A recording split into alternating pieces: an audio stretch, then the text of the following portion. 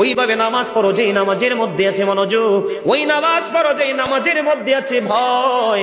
তুমি নামাজটা পড়তে হবে এমন ভাবে বন্ধু, একজন নামাজে দাঁড়ালেন, বন্ধুরে আমার, নামাজে যখন তিনি দাঁড়ালেন, দাঁড়ানোর পরে তিনি বলতেছেন আমি নামাজটা এমন ভাবে পড়তে চাই। কিভাবে পড়ি? কই আমি নামাজটা এমন ভাবে পড়ি, যখন আমি নামাজে দাঁড়াই আমার কাছে মনে হয় আমি ফুলচেরাতের পোলের উপর দাঁড়িয়েছি। একটু যদি নড়বড় হয় আমি জাহান্নামে নিক্ষিপ্ত হব। তার মানে হলো আমি এতটাই মনোযোগের সাথে নামাজ পড়েছি যেন আমার নামাজটা বিন্দু পরিমাণ কোনো আংশিক ভাবে যেন অগ্রহণযোগ্য বলে আল্লাহর কাছে গৃহীত না হয়।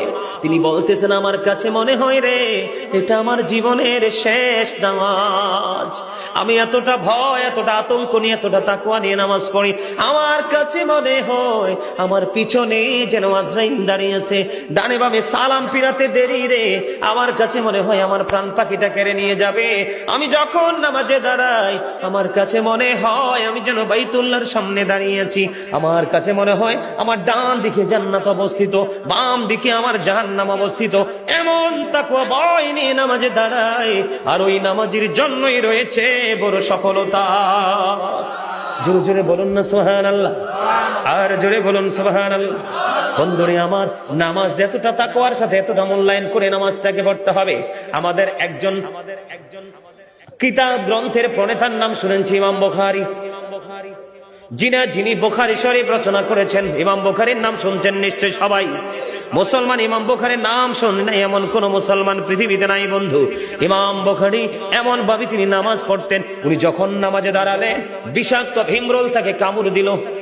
কি দিল? বিষাক্ত ভীমরোল পোকা তাকে কামড় দিল বন্ধু।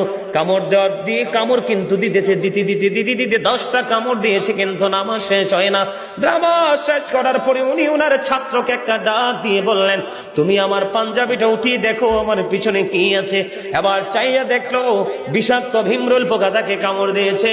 এবার ছাত্রটাকে ডাক দিয়ে বলল আপনি কেমন করে সহ্য করেছেন? আপনার এত বিষাক্ত পোকা 10টা কামড় দিয়েছে, তার 20 দাঁত আপনার পিঠের মধ্যে বসিয়ে দিয়েছে, আপনি কি অনুভব করতে পারেন না? তখন বন্ধু ইমাম বুখারী একটা ডাক দিয়ে বলল রে আমার ছাত্র তুমি শোনো গো, আমি যখন নামাজে দাঁড়িয়েছি আমার মালিকের দিকে ধ্যান করে যখন আমি কোরআন তেলাওয়াত শুরু করলাম, আমার কোরআন তেলাওয়াত আমার কাছে এতটাই মধুময় মনে হয়